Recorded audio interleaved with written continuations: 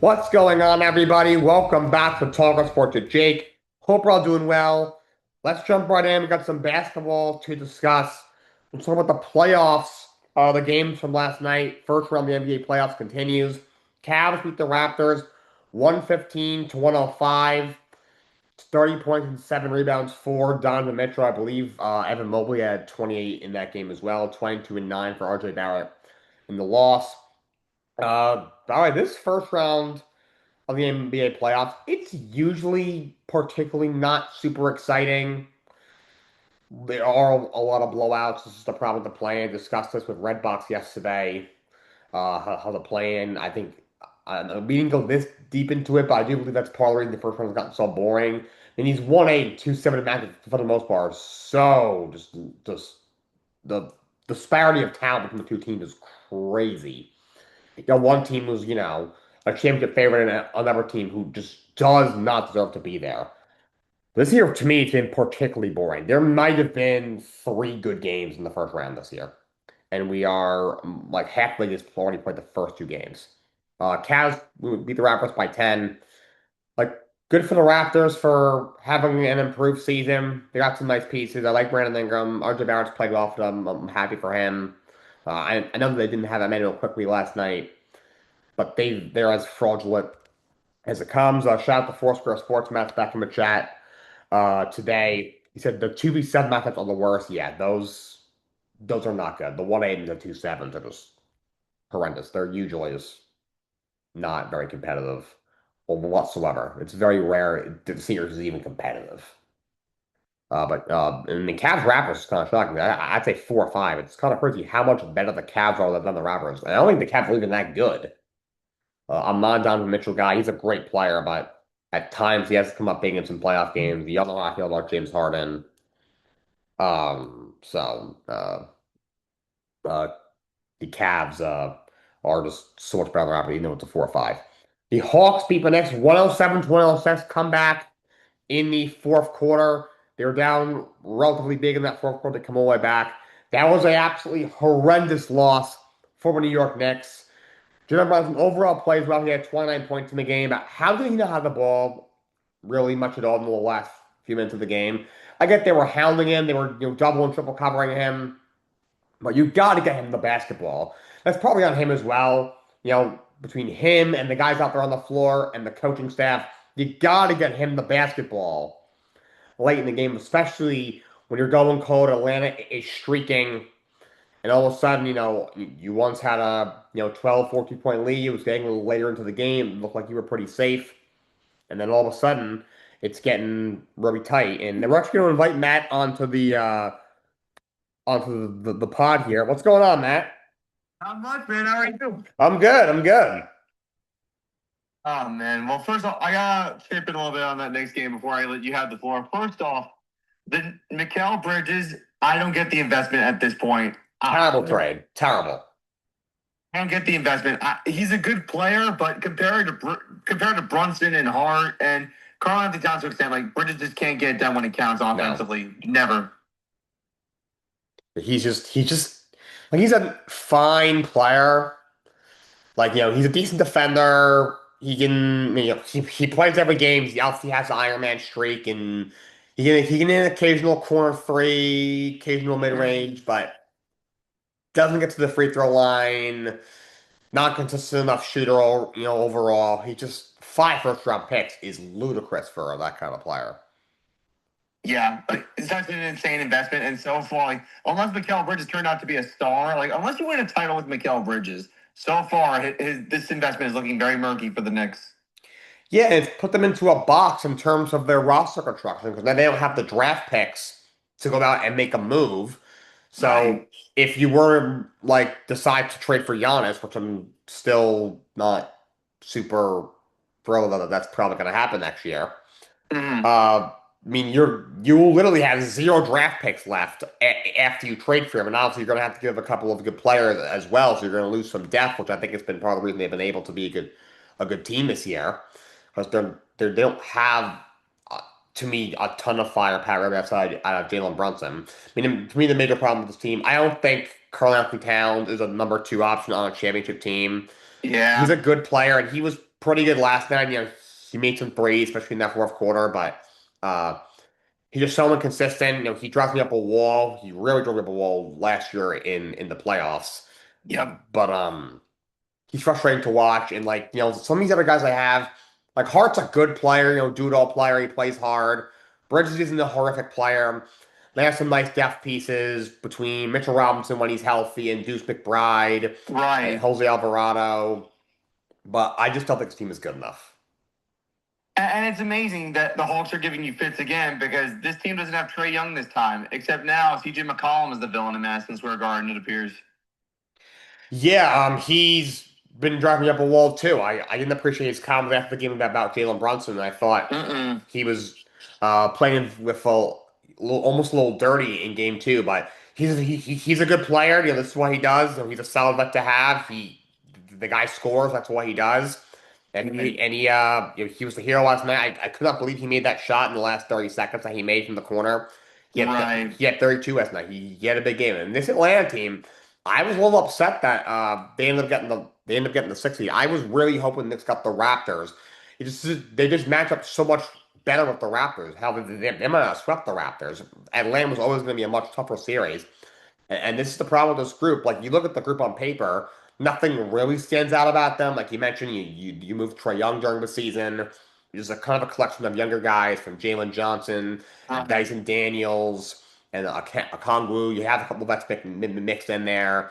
Kispert's a younger-ish player, but probably a veteran on that team. You have CJ McCollum. But this is a team that they do a lot of things well. They're a well-coached team under Quinn Snyder. This is a team that could score with anybody. Their Jonathan Kuminga pickup was huge. Yeah. He's played some really good basketball for them. I expect him to get a long-term extension in the offseason from the Atlanta Hawks. And this is a very good team that's kind of sneaky. Yeah, like those 3-6 matchups are always going to be sneaky because Oh they're yeah. talented teams that could be a little bit underseeded. And Mhm. remember, these are the last teams that actually get the seed that avoid the play-in Yeah. tournament. So 3-6s are always tough to predict. For sure, yeah. You're totally right. We were just talking about how like the 1-8 and 2-7s are usually blowouts. 4-5s are typically toss-ups. I know Cavs Raptors. I don't think it's going to be. I don't see that series being all that close. I never thought that Yeah. series was going to be all that close. I Hmm. think I had Cavs in five when I did my NBA bracket last week in my playoff predictions. Those are typically toss-up, but that's kind of expected. But yeah, those 3-6s, you kind of never know. Uh, with those matchups. Like you said, those six seeds, they're usually pretty scrappy. They had to fight all year just to get into the playoffs and avoid the play-in. And you're right, that three seed could be a team that's like they're good, but not good enough. I think it's what we thought the Knicks were going to be last year because of how much they showed in the regular season against the Cavs and against the Boston Celtics. They ended up kind of shocking people and beating the Boston Celtics in the second round. And then they were Right. able to avoid the Cavs. Fortunately, they ran into the Indiana Pacers, who just have their number. And I think, Hmm. were better than people thought they truly were going into the playoffs last year and even the year before. That's true. But yeah, so it can be a team like that. And the Knicks, I think, kind of fall into that category. I think Atlanta falls into that category with the 6 seed too. So this is going to be a tough matchup for the Knicks, but it's 1-1 going back to Atlanta. We'd like it to be 2-0. It should be 2-0, but it's Hmm. 1-1 going back to Atlanta. Right. So now, if you're the Knicks, you got to try and take one on the road. Yeah. And Atlanta at home is not that bad. So that's a little bit of a challenge. Yeah, they are not a bad road team by any means, but they are a better home than they were a road team. They were 3 games over 500 on the road. They were 10 games over 500 for the season. So Hmm. if my math is correct, they were 7 games over 500 uh, at home. And Knicks, who were maybe this home team in the league, on the road weren't great. So they gotta find a way to get this done, to grab one Yeah. in Atlanta, and at least go back with a split heading back to the Garden. But they definitely complicated themselves and kind of shot themselves in the foot with that loss to the Atlanta Hawks last night. Oh, 100%. Really is a shame. But moving forward, the Timberwolves beat the Nuggets last night, 119 to 114. They even the series up in one. That series shifts to Minnesota. Big win for them. 30 points and 10 rebounds for Anthony Edwards. So he pretty much keeps them in that series. He avoids them going down 2-0. We got 3 game twos tonight. At 7, we have the Sixers and the Celtics. Celtics beat the brakes off Philly. in game one. Joel Embiid is still hurt. I don't expect him to play in this first round series at all. Surprise, surprise, surprise, surprise. Joel Embiid's hurt. We got that's at 7 on Peacock. Uh, on NBC at 8 o'clock, Spurs Trailblazers. Spurs beat the Brecks up the Trailblazers in game one. I expect that to be a very short series. And then we have on NBC at 10:30, Lakers and the Houston Rockets game two. Lakers up 1-0, hopefully for the Rockets that Kevin Durant plays in that game. Like so far, the Sixers are probably regretting chanting "We want Boston" in that playing. Yeah, that was not very smart. I think I mentioned yesterday when you brought that up in the comment section. I thought that never works. Every team that does that, it never works. It never does. It never does. They get spanked the next game, and then Exactly. and then they regret it. Yeah, and like it just never works. Like I feel like whenever I see a clip of fans walking out of the stadium chanting something, I've been Yeah. I've been in stadiums where I'm leaving and the fans are chanting something. I feel like it never works. As opposed to chanting "We want Boston," they should just chant it "Beat the traffic." That's a good one. Yeah, beat the traffic. I remember I went to a Jets game with my friend and my dad. I think it was the McCown years. I think my math was correct. That's like about 2017 or something.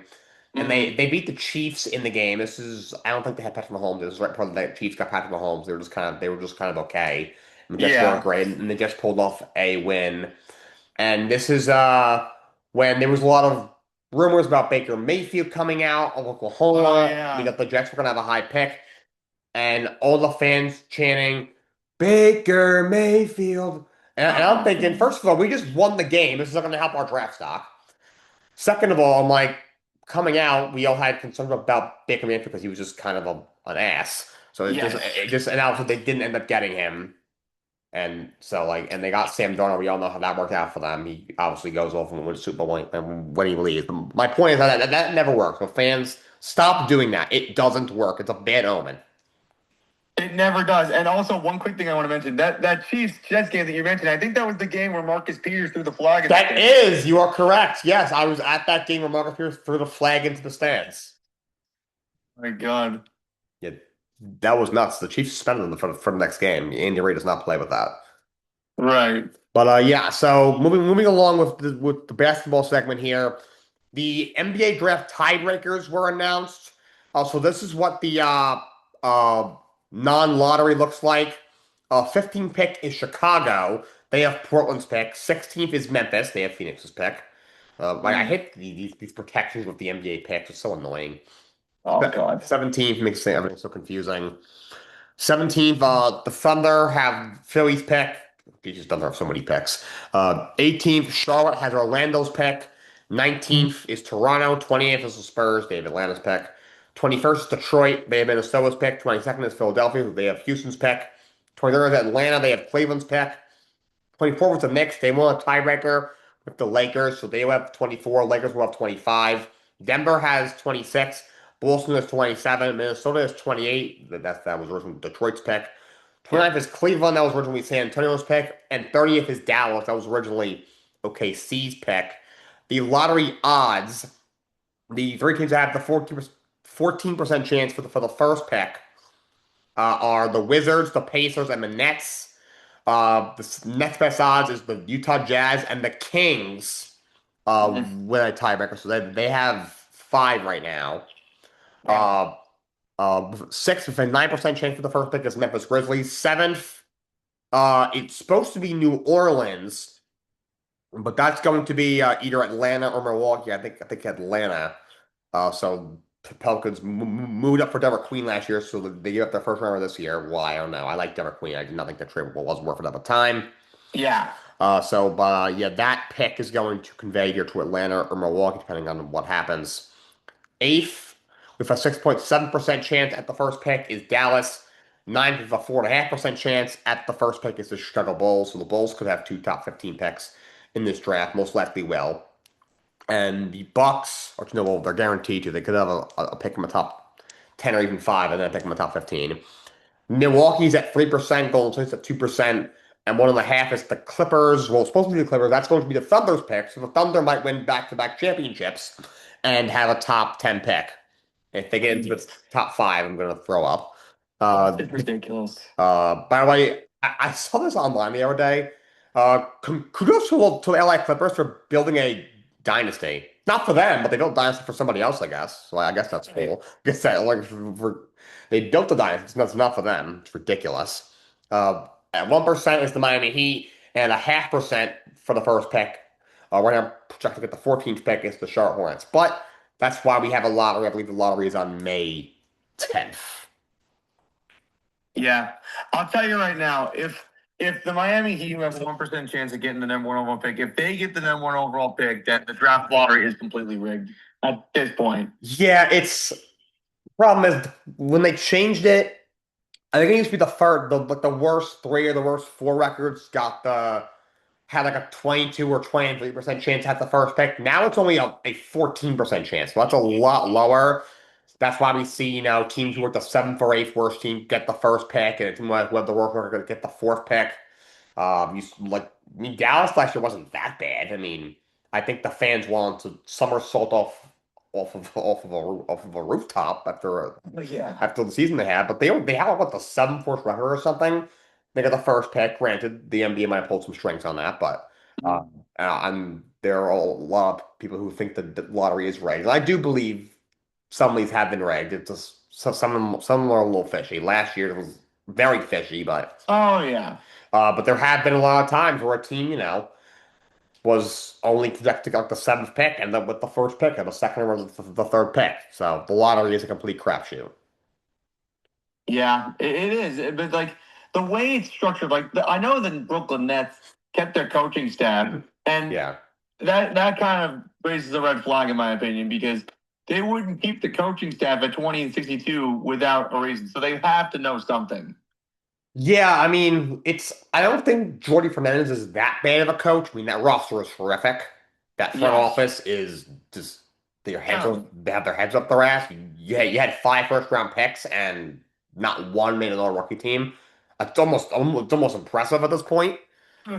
But Tom Thibodeau took the Knicks to their first Eastern Conference final in 25 years, and he gets fired. But Jordi Fernandez wins 20 games, and he gets a multi-year extension. That doesn't make a whole lot of sense. Oh. See, the Brooklyn Nets are so ass backwards. I They're hate to say terrible. it that way, but that's truth. Yeah, they're not even watchable. Like the problem is they have so many kids who are, most of their players are 19, 20, 21, 22 years old. The only true vets they have are Michael Porter Jr. and Nick Claxton, and both those guys are not even that old, especially Claxton, but they're veterans on that team. So they're just like, you need more veteran players to mentor the young kids. It is all the young kids trying to help each other while Yes. trying to help themselves. So it's just not it's a very poorly built roster. And like there's not even a whole lot of guys I think are all that good. No. Like I thought they reached for Igor Demin. Naaman Traore I don't see a whole lot in. Danny Wolf could be somewhat decent, but Yeah. Yeah. other than that, like Porter's a good player, but like he's not gonna average 25, whatever he did this year on a better team. And Claxton I like as well. He's a good rim runner, solid five, but he's not, he goes to another team, he won't be as effective. He's a good player, but um like Nets have so many picks obviously from the McHale trade, but it almost doesn't matter because Sean Mark is a doofus and doesn't know Oh what the heck he's yeah. doing. John Morris, honestly, like he probably is taking those picks and is like playing around with the picks and just seeing what we can get out of them. It's almost amazing because Brooklyn, like you mentioned, they got a bunch of young players that on other teams would be solid bench players.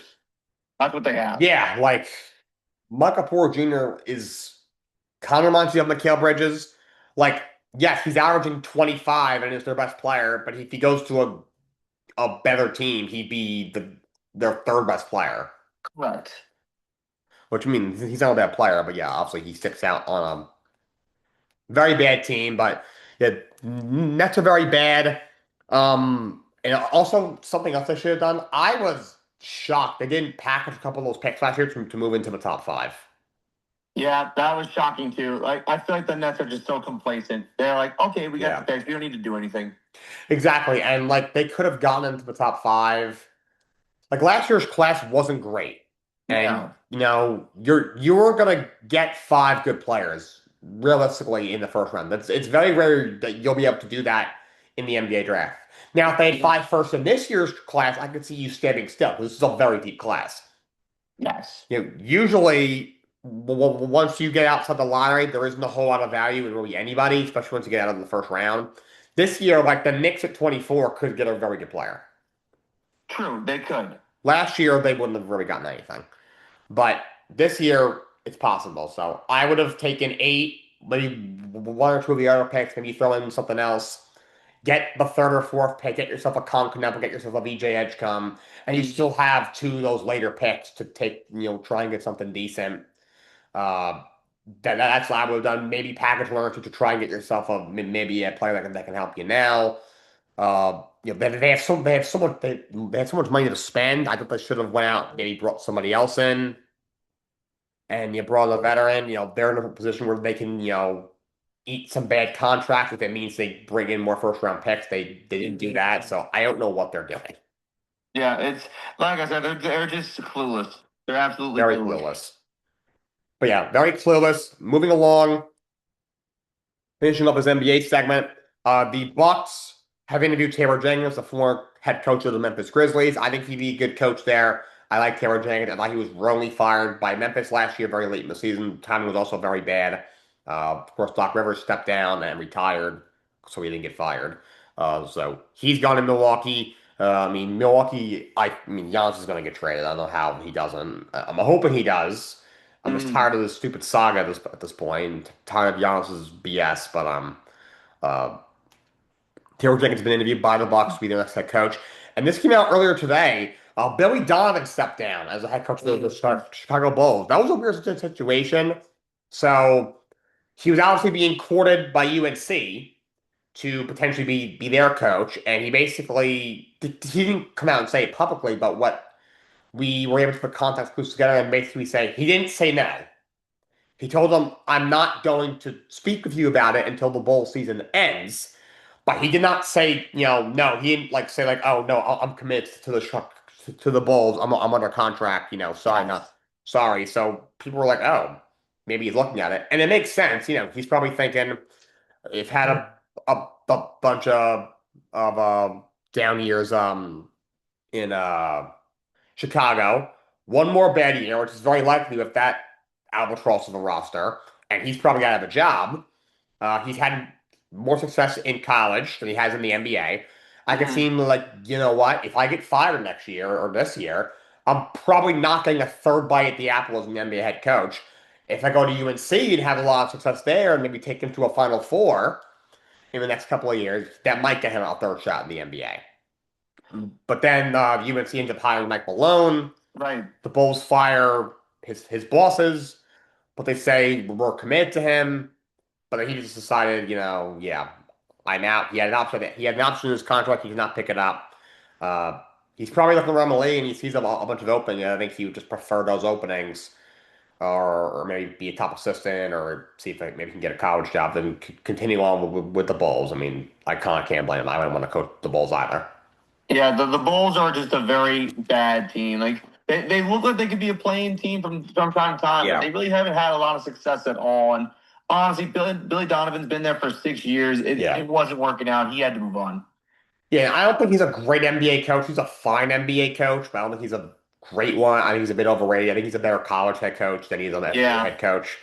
So I actually think I thought the UNC spot would have been a good spot for him. But It, yeah, it would have been a good spot. But if Michael Malone hadn't taken it, he probably would have had the job. yeah, I think he would have too. I mean, look, he coached in a different era of college basketball. There was no NIL and the portals. We don't know how he would have handled that. We don't know Mhm. how Mike Malone's going to handle that, especially how much Right. of a grind it is. And he's 51 years old. To put that in perspective, Dan Hurley is 51 now, and Right. he's been at UConn for what, 7 years now? He's been Yeah, in the 17 college game. years. He's been in the college game for a little while. His dad was obviously a legendary high school coach for a long time. His brother Bobby was at Arizona State for a while. Before that, he was somewhere else. And but he's 51 now, and Malone just getting into the college game now at the same age. So I think that could be an adjustment. We'll see how he handles it. Billy Donovan stepped down as the coach of the Bulls. All right, so we got a random sports stuff for you all. The Canucks fired their general manager in hockey, Patrick Alvin. They had a horrific year. They were the worst team in hockey. They get 52 points or 58 points. It was something absolutely horrific. They're like 25 points worse from the next worst team. They were horrific this year. They need to tear that thing apart. You traded JT Miller to the Rangers last year. You didn't get a whole lot back. You got back the Rangers' first round pick, but you got back Victor Mancini, who's a young defenseman who could be something, and they got back something else. Oh, they got back Philip Hedl, who I think who could be a decent player. When he first came out a few years ago, I thought he'd be great. He hasn't really worked out. A lot of injury issues, but I thought they could have gotten more back. Elias Pettersson is the guy who very good. I think that they should just move him. Outside of Quinn Hughes, I think they should just move everybody at this point. Yeah, it's getting bad in Vancouver. I mean, this team at one point contended for a little bit, and now they're just kind of falling off the wagon.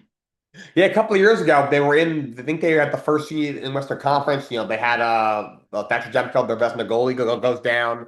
Yep. Arturas Shilov, someone who no one's ever heard of, takes over. He was playing really well, and all of a sudden, their offense fell off in the second round. They ended up losing the second round. But yeah, since then they've been a complete disaster these last couple of seasons. They've had a lot of turmoil for a while with how they handled the Bruce Boudreau thing a couple of years ago, with Hmm. how bad they've been these last 2 years. There was obviously some stuff going on in the locker room that led to JT Miller being traded. He was going out with Elias Pettersson, so a lot of BS has been going on in Vancouver. They definitely need a change for sure. And Yeah. baseball, real quick. The San Diego Padres are being sold for $3.9 billion. That is a record. Put it in perspective, Steve Cohen bought the Mets in 2020 for $2.4 billion. My God. So think about that. And Edwin Diaz, a former Met, now the closer for the Dodgers, he's having elbow surgery, loose bodies in his elbow. He's expected to miss 3 months. I don't know how a guy is going to have elbow surgery, a pitcher, and then he's going to come back in 3 months. That sounds ridiculous. They're saying he can be back by July. I find that I don't know. Hard to believe. I don't know what doctor that he knows that is in. But I could see him being back sometime in August. I don't know about July. And Diaz is the guy who throws really hard. Granted, he pitches an inning at a time, but he probably won't be able to pitch on even back-to-back days to the postseason, if I had to guess. Loose bodies is tough. It's not as bad as Tommy John and thoracic outlet, and there's it's not as UCL, which is good. But loose bodies can be a tough injury. It's not one that you can pitch through, that's for sure. So he's having surgery now. He'll miss 3 months. If he was on any other team, that team would be in deep trouble. Dodgers obviously have a wealth of talent, so they may be okay. They had a starting pitcher who was injured most of the season. That's their closer in the playoffs last year, and they won the whole thing. So, Yeah. Depth is going to carry the Dodgers this year. It's going to. I hate to say it, but yeah, they it has for 2 years. yes, exactly. And look, they paid Tanner Scott $1 bazillion last year to close for them. He was terrible. He didn't make the playoff roster. He's still there. Yeah. So, I don't know how well he's pitching right now and if he's going to be able to bounce back. But, they brought him in to close. But because they're the Dodgers, oh, that didn't work out. We'll just bring in the next big-time closer on the free agent market. But yeah, so he's out. Speaking of UNC, heading to college basketball, Tim English, who was recently fired by Providence, it was reported he was going to join UNC as their as an assistant. That's not going to happen. He decided not to do that. And then for UConn, Braylon Mullins is going to return to UConn. He was a guy we thought could go at the end of a lottery. Obviously had that crazy game-winning shot in the Elite Eight against Duke. He's coming back. I just think this is the right move for him. He can shoot, but the rest of his game still needs a lot of work. His game needs to be polished more. I think that's the right move. And the Absolutely. good thing that happens for UConn because Solo Ball is not going to play for them next year. He's having wrist surgery. I gotta know what kind of wrist surgery he's having because they say he's not going to play at all next year for a wrist surgery. That seems weird. Yeah. But It must have been a severe injury. It must have been. He's So used the entire year. yeah, so Solo Ball won't play for them next year. So to finish off, we're gonna kind of continue a conversation I was having yesterday. and Matt was in the chat discussing this as well. Mhm. I'm gonna go over what I think are the top five things that are wrong with WWE right now. Oh boy. There are probably more than five, but these are the top five in my opinion. Number five is just the Friday Night SmackDown in general. That show is unwatchable. It is terrible. It is so bad. I couldn't tell you a even relatively interesting storyline that SmackDown has. We all thought, oh, Road Dogg is this absolute goofball, and he is. He's a terrible booker. He was terrible 10 years ago. He was terrible the last couple of years. Not sure why he was ever brought back. Not sure why Triple H kept anybody that was on the creative team under Vince McMahon. Yep. Michael Hayes is going senile. Bruce Pitcher just a moron. Uh, like the Unreal Show, I don't watch it. I think it's the most pathetic embarrassment to the business ever. It's Right. basically just a creative team showing how much of bozos they are. It's horrifically embarrassing and terrible. SmackDown's horrible. It's gotten worse since Road Dogg left. Doesn't help, but when your top talent on that show is Cody freaking Rhodes, like, I'm sorry. Like, Cody Rhodes is the most overpushed main eventer I think ever. Maybe ever. He's a Yeah. mid-carder. He was a mid-carder 10 years ago.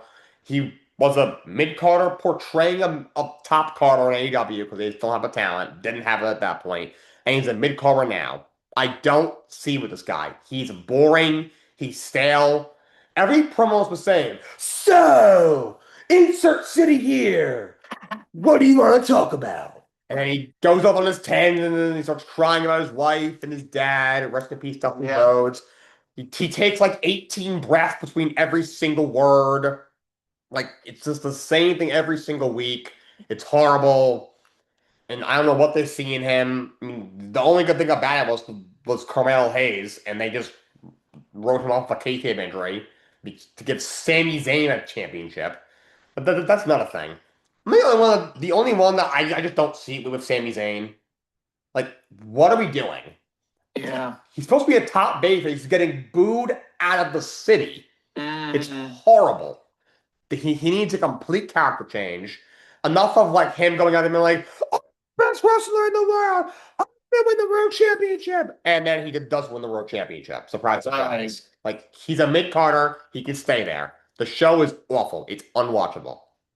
Number four. Honestly, at this point, you got to hope that Trick Williams can carry the show out of oblivion because right now, Yeah. where SmackDown is, the creative team is just, it's like they don't care. Like, they have Cody carry the brand, and he's not even that good as he used to be. No. Like, when he came back, it was a good honeymoon period for him Yeah. to come back because it's been such a long time, and he obviously started AEW, but now it's just getting old. And like I mentioned, Trick Williams, he needs to carry the brand. Yeah. I do like that Joe Tessitore is on commentary. But that's one of the I do like Joe Tessa a lot, and Wade Barrett I find hilarious. Yes. Number four is the dragged out feuds. Part of this, I think, is that I generally think Triple H saw how amazing that the back half of the Bloodline storyline was for a solid 2 years with the Sami Zayn stuff, out to the US Soul Sikoa, Jey Uso turning on Roman Reigns, the feud with Cody Rhodes, and then The Rock gets involved, Seth Rollins gets involved, and thought, why don't we just do every feud like that? Not every feud needs to have this long build. Cody Rhodes and Drew McIntyre feuded for like 8 months, had a 3 stages of hell match, title changed hands, and the feud didn't end. Like, Right. they feuded for like a year. CM Punk was feuding with Seth Rollins and only Seth Rollins after he came back, basically up until Rollins got injured. They feuded for 2 consecutive years. Dear God. Look at Aleister Black and Damian Priest. That feud was terrible. They feuded for months, and nothing even happened for months. It was just backstage, pre-recorded segments. Aleister Black attacking Damian Priest backstage. Got Zelina Vega, his wife, involved. They had a mixed tag match with Rhea. That didn't end. Then finally, after like 6 months, they had an ambulance match that finally put it to bed. It was terrible. Just enough of the look at the MFTs And the Wyatt Six, I feel like I have been feuding for half my life. Oh my God, that's been going on Like forever. the feud was built from a lantern. A lantern. Like it went on for 6 months. It was terrible. So these dragged out, long, boring feuds need to stop. Yeah, I can agree with that 100%. Like, if you want to, like, there's a way to finish a story and put it to bed. If you Right. just drag out something, it just gets boring and stale, and you just want to turn off the TV at that point. Like, long feuds, they can be good if built right, but the way Right. WWE is doing things, they're not building it right anymore. So, absolutely, I agree with that. Yeah, and but yeah, these dragged out feuds, they gotta stop. Like for example, like Finn Balor is still in the Judgment Day vortex. I don't know how when he brings out the demon for a WrestleMania match with Dom Mysterio in a street fight, how Right. does that not end the Judgment Day everything? Like end that now. Mm-hmm. Number three, the weak payoffs on premium live events. Why are the PLEs only having 5 matches? If you're going to make people pay $30 a month for PLEs, I don't do that. I find another way to watch the PLEs without paying as much money. But I'm still paying Mm-hmm. a lot of money to do it. Well, I was. I'm not anymore. So I'm done with this crap. Um, you better give the fans, true payoff to these stories.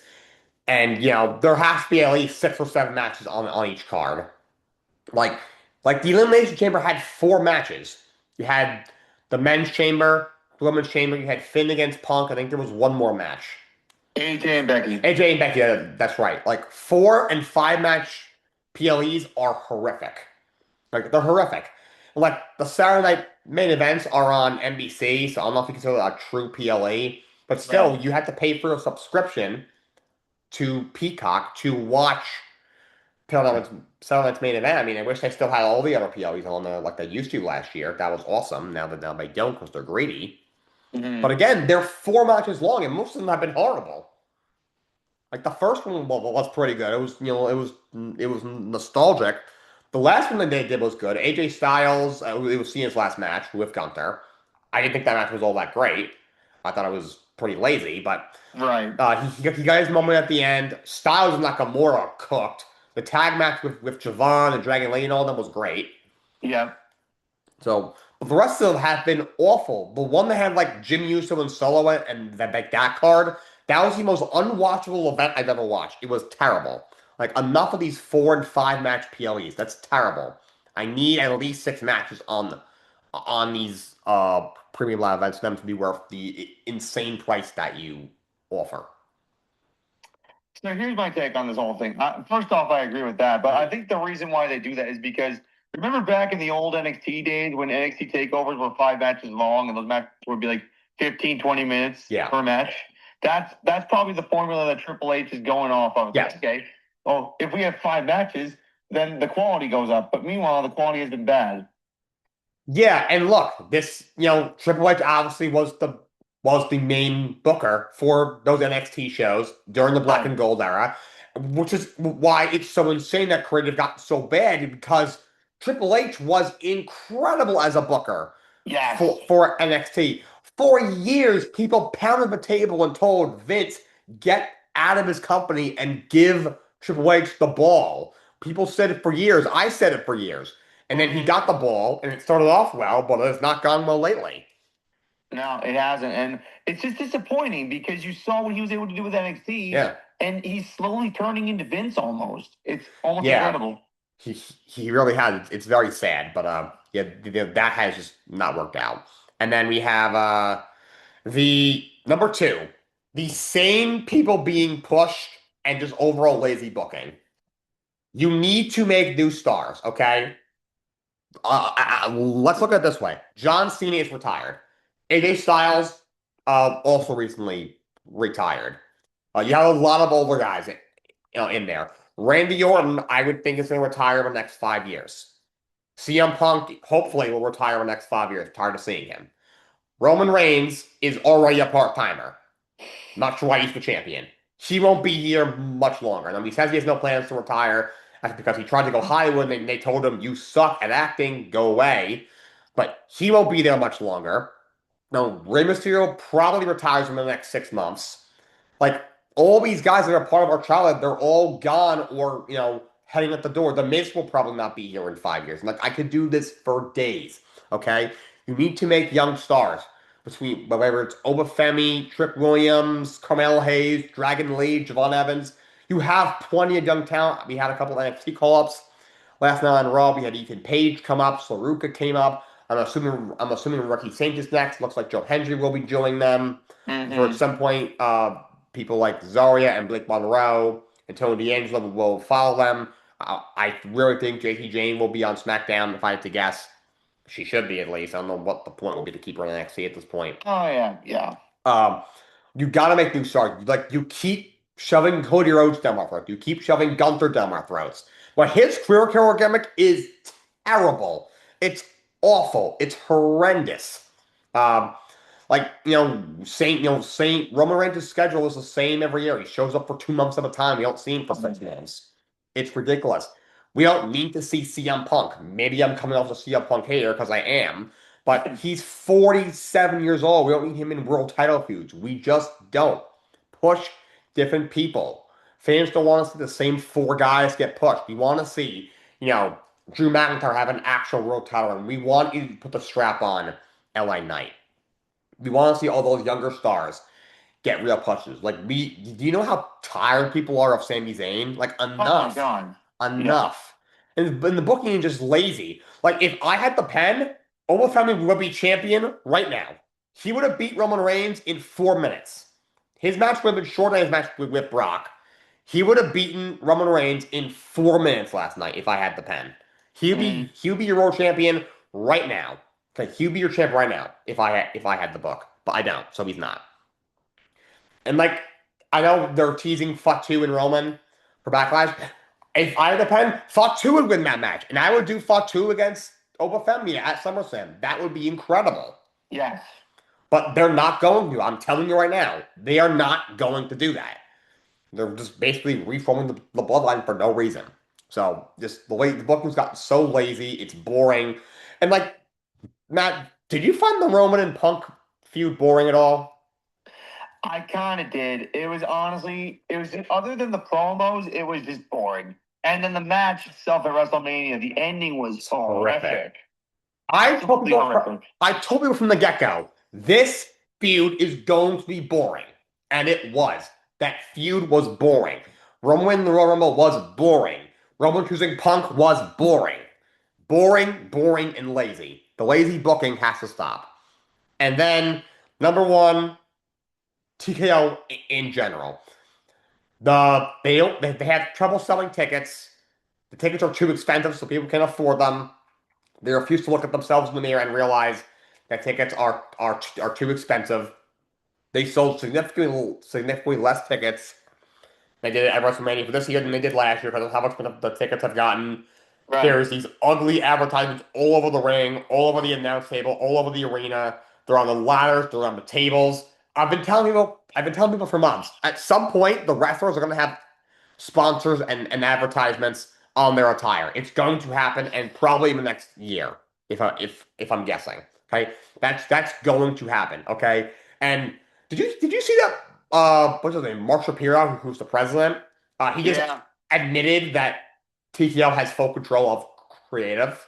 Yeah, I heard him say that. And one thing I do want to mention really quick, you mentioned wrestlers having advertising on their gear. Technically, Brock Lesnar did that. Yeah, yeah, that was he also did that in the UFC, which TKO already owned, Right. and now that's going to be happening in WWE. We're going to see the cash app on Roman Reigns' OTC shirt soon. That's going to be a reality very soon. I'm telling people it's going to happen. And also, Triple H is a puppet at this point. Yep. And that's not a defense of Triple H. He let this happen, okay? He is to blame. And for keeping the people in the prison that he's kept, he is just as much to blame as he is TKO. But he's become a puppet. TKO has full control of creative. That's why they're able to just shove celebrities in there. ISO Speed had a WrestleMania match. Cody and Randy was sending around Pat McAfee and Jelly Bean. Yeah. Freaking Lil Yachty, whatever his name is, Lil Yachty for Trick Williams. Yep. was with Trick Williams for I don't know why. Like they're gonna sign Stephen A. Smith in a couple of years at this point. Oh God, no. He'll try and be Paul Heyman 2.0. Like buckle up. They have completely ruined wrestling. The commercials are out of control. I mentioned this yesterday. I don't have to watch the Hulk Hogan documentary. I've already seen it. They showed it to me already at WrestleMania. Why would I watch it again? I just watched it. The commercials are out of control. TKO has ruined wrestling. And honest to God, like TKO probably is thinking that this is a big investment that they're going to look at and be like, oh my God, this is going to be the greatest thing we've ever done. But they've ruined WWE as a result.